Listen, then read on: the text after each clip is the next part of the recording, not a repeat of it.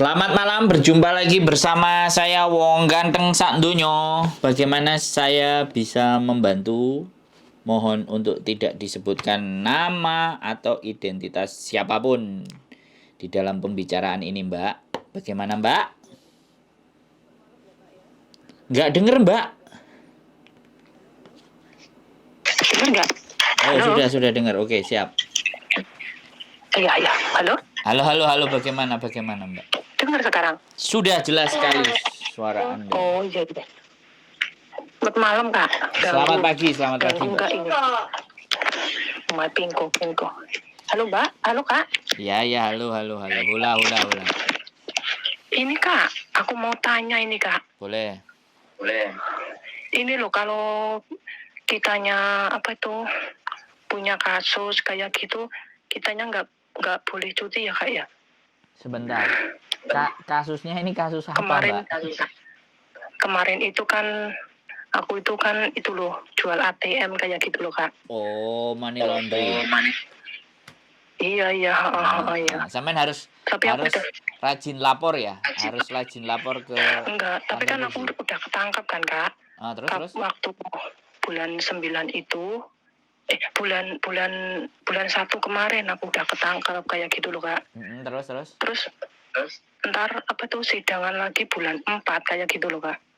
Nah, terus? Aku tuh maunya kan mau cuti bulan 4 itu kayak gitu loh, Kak. Tapi bisa nggak kayak gitu, Kak? Jadi gini, Mbak. Sampean cutinya sebelum bulan 4 apa sesudah bulan 4? Halo, Mbak. Dengar saya ngomong nggak? Ya putus-putus, Kak. Putus-putus. Gimana? Oh, ya kayak gini nih. Halo, masih putus-putus nggak? Halo, Mbak. Halo, iya. Putus-putus nggak? Saya dengar. Iya, putus-putus, ah. Saya tenang dulu, saya berarti. Sekarang masih putus-putus nggak? Udah sekarang. Oke, saya nanya, cuti sampean ini mau sebelum bulan 4 apa sesudah bulan 4? Sesudah bulan 4 kayak gitu. Oke. Jadi kalau sampean sudah kena kasus, terus nanti ada sidang, itu sidang terakhir apa nggak tahu? Belum, baru sidang pertama. Jadi gini, nanti kita ikuti sidangnya.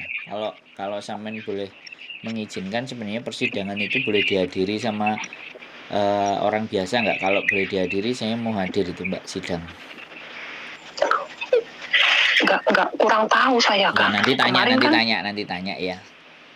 Oh iya. Nanti kasih tahu tanggalnya aja. Jadi gini, Mbak, kalau sampean bertanya ke saya, apakah ketika sampean selesai sidang itu boleh pulang apa enggak? Tapi yang jelas gini, sampean punya catatan kriminal, ya. Iya. Catatan kriminal pertama itu nanti tergantung sidang apakah diputuskan memang kesalahannya fatal ataupun tidak. Karena hemat yang pernah cerita ke saya dengar, visa tidak turun itu gara-gara bisa jadi melanggar lampu merah atau bahkan merokok di tempat umum itu bisa tidak turun visa. Atau yang lebih parah, sebenarnya kemarin masalahnya bukan hanya itu, tapi ini masalah mencuri ayam di Waihong, karena itu mencuri. Jadi itu aja dia finish loh, dia posisi finish, tapi kenapa visa nggak turun? Kemudian si agent tanya sama imigrasi, alasannya apa? Kan pasti harus tahu kan agent ketika petugas imigrasinya ngomong, ini dia punya rekod pernah nyuri tanggal sekian di Waihong, lapor polisi, dilaporkan ke polisi, KTP-nya dicatat. Untung bisa damai, artinya orang Waihongnya mau diganti rugi atau apa gitu nggak masalah, tapi yang jelas itu udah masuk catatan. Nah, apalagi sampean money laundry, tapi sekali lagi di saat sampean nanti sidang, ketika sampean mengaku oke, saya misalnya bersalah, terbukti bersalah, atau saya sebenarnya tidak tahu, saya kan nggak ngerti ceritanya sampean ketangkep itu, sampean jawab ke mereka tidak tahu atas ketidaktahuan sampean, atau sampean menjawab, "Ya, saya tahu, ya, saya melakukan." Nah, itu yang menjadi pembeda yang makanya harus kita diskusi. Apakah sampean nanti bisa apa tidak? Tapi selama sampean tidak memperpanjang kontrak, menurut saya cuti balik lagi kemungkinan masih bisa. Tapi pada saat sampean perpanjang kontrak atau tambah lagi, nah itu yang bisa menjadi catatan. Oh iya iya. Heeh, Kemarin jadi catatan ya. Kalau catatan itu belum tentu tidak boleh loh ya. Tapi ada iya, catatan iya, gitu. Terus gimana? iya.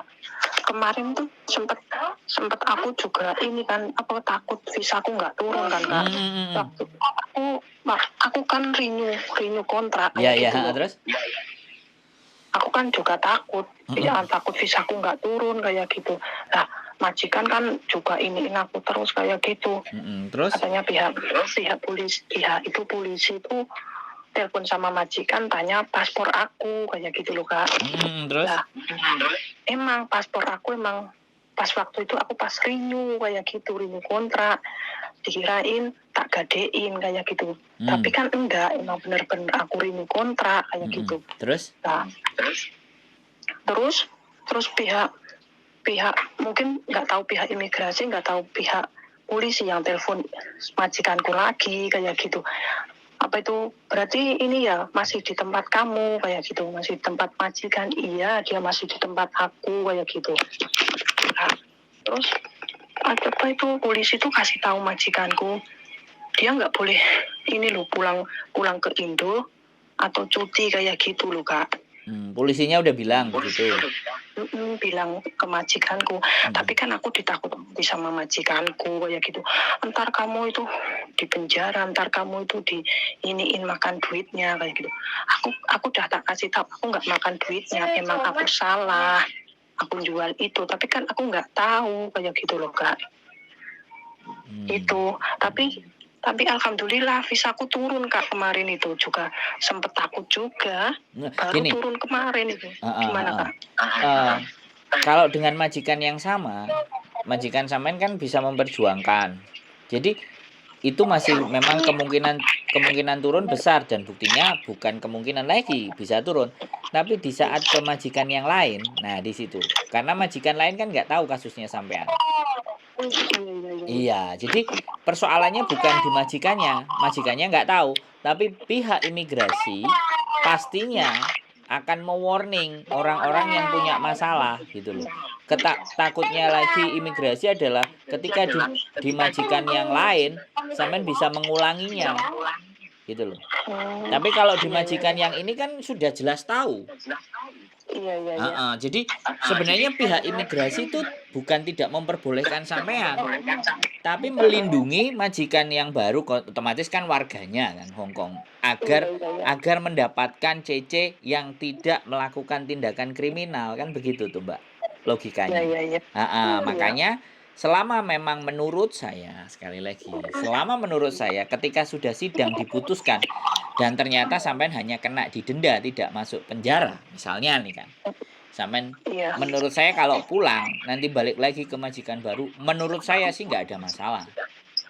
Oh bisa gitu ya Kak? Menurut saya, sekali lagi ini bukan menurut mereka loh ya, tapi ketika sampean pindah ke majikan yang berbeda, nah ini sudah beda urusan. Oh kayak gitu ya Kak? Iya, karena sekali lagi kan ketika sampean mau cuti apa semuanya dari keluar bandara kan sampean masih di dalam visanya, kan masih di dalam tanggungan majikan yang ini gitu. Iya. Nah, jadi kalau jadi Hongkong itu biasanya kalau sidang itu belum terselesaikan, maka sampean bisa jadi juga dicekal. Artinya ketika dicekal, kemudian sampean di bandara sudah beli tiket, bisa pihak bandara itu tidak mengizinkan sampean terbang. Itu juga bisa. Jadi kemungkinan aja begitu. Kemungkinan yang pertama sampean bisa, kemungkinan yang kedua dicekal. Tapi sampean tidak ditahan. Karena khawatirnya pada saat sampean mau cuti itu tidak ada izin dari majikan. Makanya kalau misalnya sampean mau cuti, bawa surat cuti dari majikan. Jadi di Oh, saat minta surat cuti ya, Pak? surat cuti resmi dan itu tanda tangan majikan, majikan memang mengizinkan sampean untuk cuti ke Indonesia dan balik. Nah, surat itu bisa dibawa. Barangkali Iya. ketika ada pencekalan itu bisa ditunjukin. Oh, iya ya, Kak. Iya. Bahwa sampean masih di dalam kontrak sama majikan ini namanya ini dan dia mengizinkan saya cuti. Nah, cuman kita nggak ngerti pertimbangan imigrasi bandara seperti apa terhadap sampean. Iya, paham, paham, Jadi Kak. sampean sudah bisa. Jadi bagi saya, sampean nggak perlu khawatir. Tapi yang Iya. dibutuhkan adalah persiapan. Iya, iya, iya, Kak. Ketika sampean ternyata bisa dan lolos, alhamdulillah, ya kan? Iya. Iya. Tapi ketika sudah lolos jangan nggak balik. Iya, iya, Karena iya. ketika Paham. sampean tapi ketika sampean nggak balik, ya sudahlah, persetan sama Hong Kong sampean nggak balik, maka pada saat sampean apply lagi atau suatu saat mau masuk lagi itu udah masuk ke blacklist. Iya, iya, paham, paham, Kak. Tapi Iya. ketika sampean balik lagi, kemudian sampai menyelesaikan akhir kontrak, ya bisa jadi itu Iya. sebuah pengampunan. Jadi gini, Oh, Hong Kong itu ada ampunan juga, artinya masih pakai hati. iya, iya, Selama paham. memang kasus itu murni bahwa sampean ini nggak tahu. Iya, Kak. Kan saya nggak ngerti persidangannya. Yang kemarin sampean datang terus dimintai keterangan apa saja kan saya nggak ngerti, nggak ada cerita. Tapi ini saya berasumsi karena melihat beberapa banyak kasus yang saya pernah dan saya tanyain orangnya, ternyata Hong Kong itu nggak se-ekstrim apa yang kita bayangkan gitu. Iya, iya, Kak. Iya. Jadi gimana? Kemarin waktu ditangkap itu ya mereka ya sopan lah, intinya baik kayak gitulah, nggak bentak-bentak kayak gitu. Nah, kayak itu yang keren. Makanya menurut saya, iya, apalagi kesalahan sampean ini kan kejahatan yang relatif, artinya kayak apa ya? High risk. Jadi kriminal yang benar-benar sindikat, tidak bisa dilakukan sendiri gitu. Nah, iya, sampean apakah menjadi bagian dari situ kan kayak gitu. Ini marak masalah money laundry ini masih marak dan masih sampai saat ini. Karena sampean mau bercerita ini aku seneng. Jadi untuk yang lain agar berpikir lagi gitu. Karena yang dihajar biasanya memang anak-anak yang kepepet-pepet gitu loh. Iya, Kak. Tuh kemarin itu juga temanku juga kena semua, Kak. Nggak tahu pas satu hari itu, Kak. Aku kan masih bisa telepon kan, masih bisa telepon temanku. Lah aku tuh habis jemput anakku sekolah, itu aku ditelepon sama majikanku. Tuh kamu dicariin polisi kayak gitu. Polisi. Iya. Disuruh dicariin polisi 4. Nah, aku ada apa? Iya dia ini nyari kamu, katanya kamu tuh ngambil duit banyak banget, kamu taruh mana duit itu, kayak gitu kan, marah-marah. Aku udah, waduh apa ini mas, pasti masalah ATM ini, aku juga kayak gitu tuh, Kak.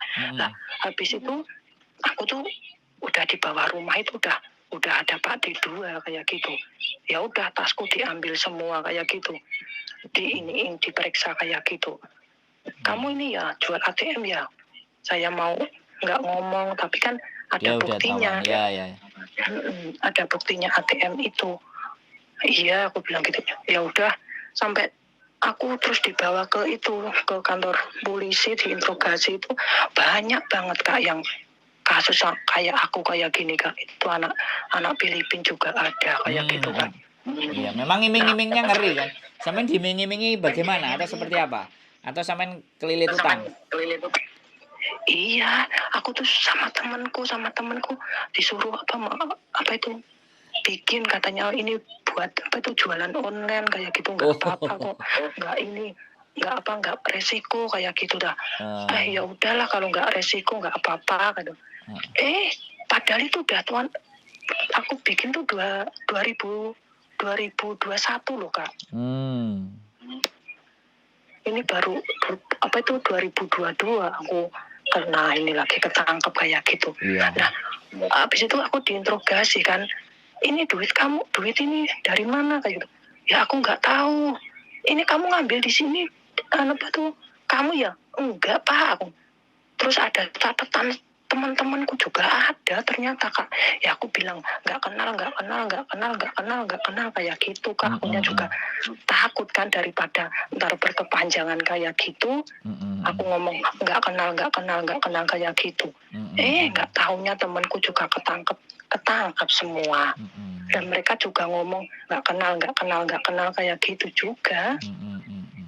Oke, tapi luar biasa loh, sampean masih dikasih keluar dan masih bisa sama majikan, masih bisa renew. Jadi ya saya cuman berpikir ini pelajaran yang berharga buat sampean. Cuman menurut aku nggak usah terlalu khawatir, msai tamsam, msai keng. Artinya sampean ketika memang cuti bawa prosedur aja, tapi sampean harus siapkan hati ya, dalam artian sebaiknya kalau toh pun cuti sampean jangan kabarin keluarga. Oh iya. Jadi kan takutnya begini loh. Ini kan masih nggak pasti ya artinya. Ya mudah-mudahan sampean ketemu jalan yang baik. Tapi sekali lagi kalau toh pun nanti dicekal, walaupun sampean bawa surat dan itu pun tidak bisa, pihak keluarga itu tidak arep-arep. Bisa dipahami nggak? Oh iya. Khawatirnya kan sampean mau pulang, wah anaknya seneng, keluarganya seneng, ternyata di bandara nggak jadi, itu rasa kecewanya kan berat. Jadi kalau memang mau pulang ya cukup santai. Oke, kalau cuti ya bawa surat tadi, prosedur dari majikan, dan sampean benar-benar ngomong ke majikan, aku balik, aku masih butuh kerja. Aku cuman kangen aja sama keluarga ya. Aku tetap sama kamu karena ya bagaimanapun walaupun ini kesalahan yang menurut sampean biasa, tapi menurut pemerintah Hong Kong atau polisi Hong Kong ini sindikat, jadi berkelompok gitu loh. Terus majikan ke sampean setelah tahu kasus itu perlakuannya bagaimana? Nggak ada masalah kan? Seperti biasa kan?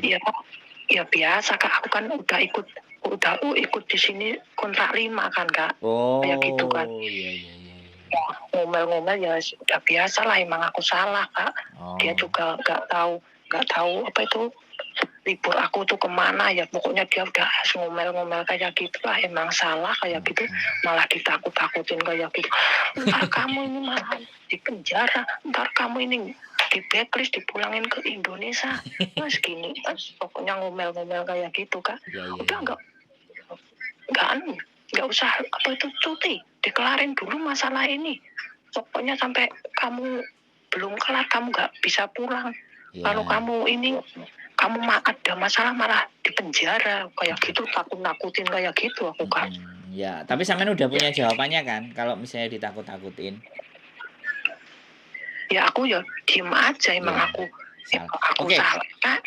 Nggak apa-apa. Jadi ibaratnya iya aku salah, aku nggak apa-apa. Tapi kalau misalnya aku minta izin dan aku bawa dari surat kamu, ya mudah-mudahan ya, karena sekali lagi aku kan masih butuh dan kamu juga tahu dan kenal aku toh.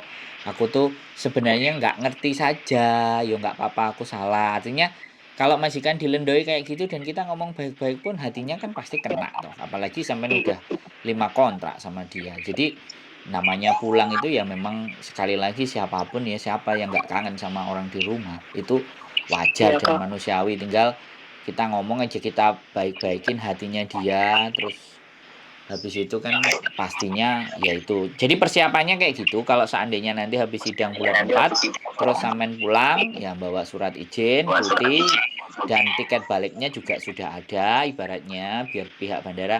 Nah, kalau misalnya lolos kan berarti pengalaman sampean kena kasus money laundry itu ternyata diampuni, tidak masalah, terus balik lagi. Itu kan juga jadi pembelajaran buat teman-teman yang lain kan. Karena bener loh, ini cerita rame cuman nggak terkuak. Tapi begitu satu persatu cerita naik ke atas kan yang kena itu tidak dalam kebimbangan gitu. Paham nggak sampean? Iya paham. Iya. Kalau sudah ada yang cerita satu kayak gini kan nanti yang lain mulai tahu, mulai cerita, terus mulai tenang, tidak khawatir, tidak takut. Oh ya sudah, ya memang kita salah ya kita akui kan, kayak gitu kan. Artinya kan seperti itu aja. Ngeri. Kemarin juga ada yang cerita sebelumnya cuman, tapi nggak mau cuti, cuman dia takut aja mau sidang dan semua. Aku bilang, ya nggak apa-apa kalau memang boleh saya nemenin, kalau nemenin sampean misalnya sidang ya aku masuk ke ruang sidang, kalau sidangnya terbuka boleh masuk kan, oke. Tapi kalau sidangnya tertutup dan tidak boleh orang lain masuk ya nggak ada masalah, nganterin di pintu aja. Intinya kan saya jadi Iya ya, tahu gitu loh masalah teman-teman. Kalau saya dulu teman-teman ceritanya itu itu orang hamil, hamil. OS, paper, terus suaminya yang gantiin di penjara. Dianya yang di Oh, luar. Harusnya yang di penjara kan yang hamil. iya iya Nah, iya Kak. tapi calon suaminya kan sudah punya anak 3 waktu itu. Terus gantiin istrinya. Dan itu Oh boleh. iya. Bayangkan, hukumannya ditukar Oh itu loh boleh di Hong Kong. Kan keren kan berarti. iya iya Kemanusiaannya Kak. kemanusiaannya bagus sekali. Makanya nggak perlu khawatir menurut saya. Yang jawaban Samen sudah terjawab kan? Pertanyaan Samen sudah terjawab berarti kan? Iya, aku Mm-mm. ditanya itu apa itu? Aku ngomong nggak tahu. Mm-mm. Kamu ngambil duit di sono kayak gitu, nggak tahu. Terus dia itu tanya kamu jual kemana kayak gitu kan? Ya, Hmm. aku waktu itu aku ketemu temen di apa itu di Samsipo kayak gitu dah. Mm-mm. Terus namanya siapa kayak gitu? Aku nggak tahu namanya. Aku apa itu manggilnya cuma itu mami kayak Oh gitu. ya ya ya. Kamu itu tahu nggak nomor teleponnya? Udah nggak ada, aku bilang gitu kan. Mm-mm. Nah, habis itu apa itu tahu tinggalnya di Samsipo di mana? Ya dia sering nongkrong kayak gitu.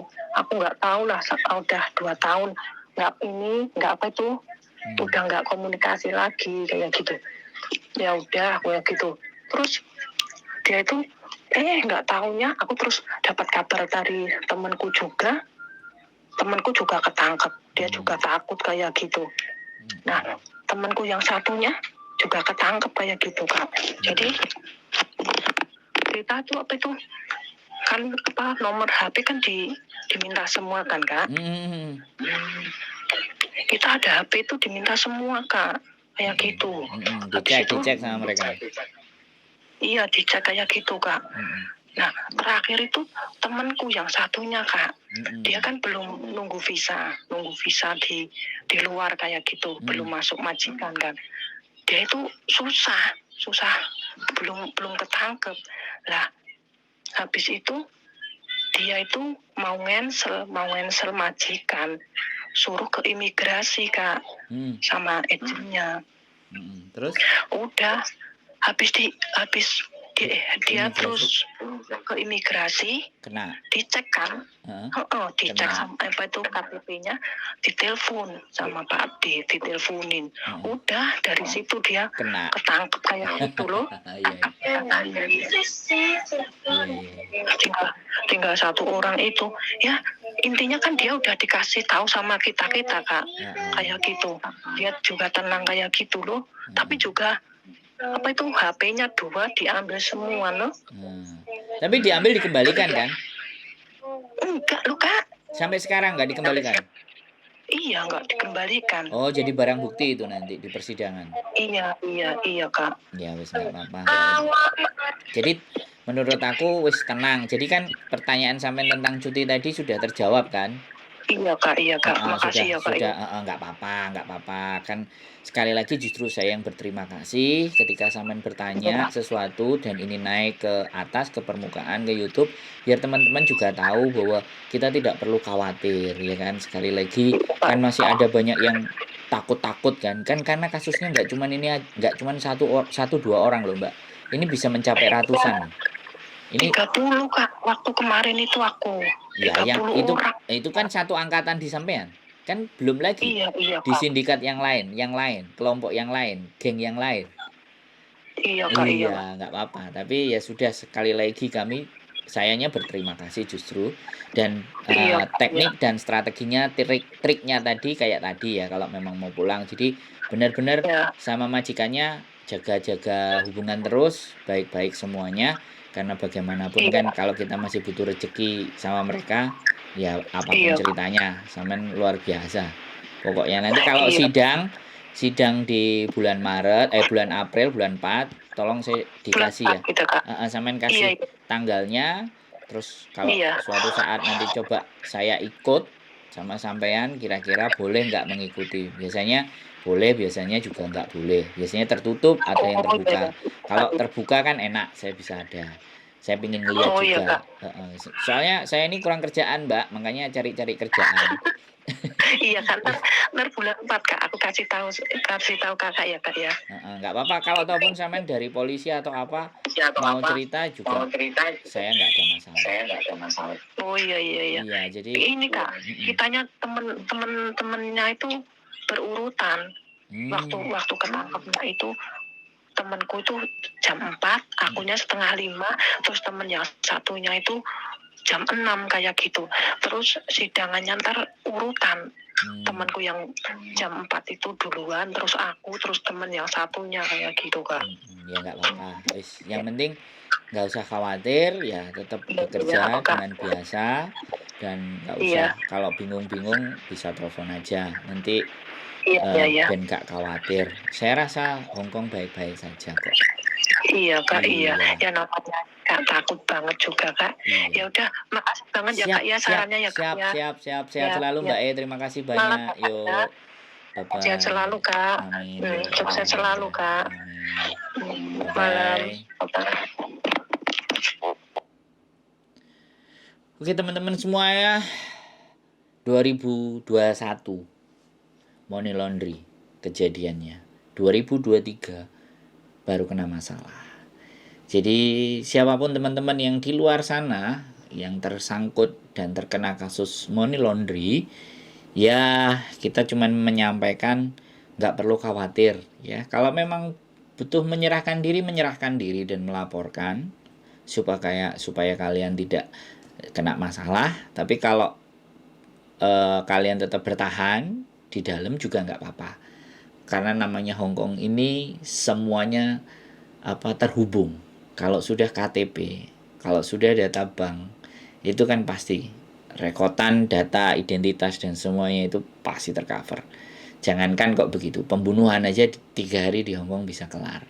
Jadi nggak perlu takut, nggak perlu khawatir, semuanya sudah terjadi.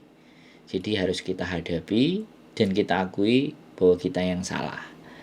Itu saja, tidak perlu berbelit-belit. Sama di Hongkong itu tidak, selama kita memang benar-benar bersalah dan kita mengakui kesalahan kita karena ketidaktahuan, itu akan menjadi bahan pertimbangan mereka memberikan ampunan. Tapi kalau kita sudah nggak ngaku, berbelit-belit padahal bukti sudah terkantongi sama mereka, ya penjara pastinya. Itu saja dari saya. Keep stay tune in my YouTube channel. Saksikan info-info terbaru, hal-hal yang menarik, hal-hal yang tidak terkuak di dunia persilatan Hongkong.